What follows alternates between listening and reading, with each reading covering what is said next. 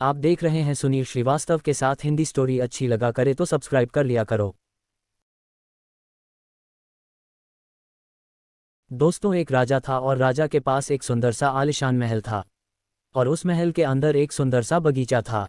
उस बगीचे के भीतर एक खूबसूरत सा अंगूर का पेड़ था।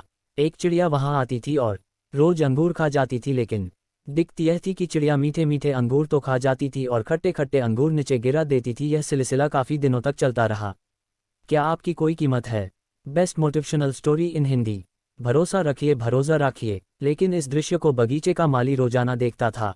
उसने उस चिड़िया को सबक सीखने के काफ़ी प्रयास भी किए, लेकिन वह हर प्रयास में विफल रहा, क्योंकि चिड़िया बहुत ही ज़्यादा समझदार थी।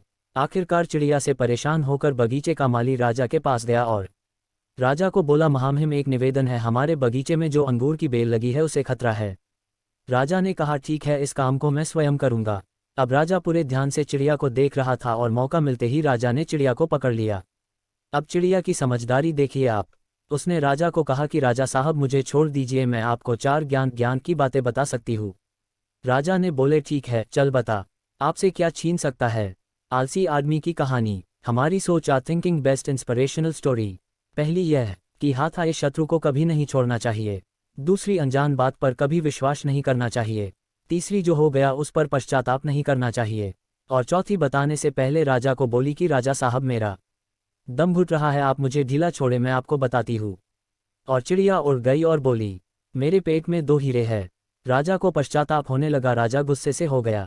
उसने राजा को बोला कि मैंने आपको कहा था कि हाथ आए शत्रु को कभी नहीं छोड़ना चाहिए, फिर भी आपने छोड़ दिया।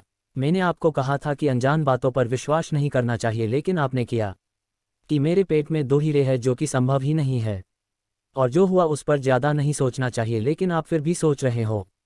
डर के आगे जीत है, बोलो द डर कुछ अलग कर। ऐसा हो ही नहीं सकता। Nobody believe to friends inspirational story. आखिरकार राजा को ज्ञान की 4 बातें समझ में आ ही गई थी। दोस्तों, आपको यह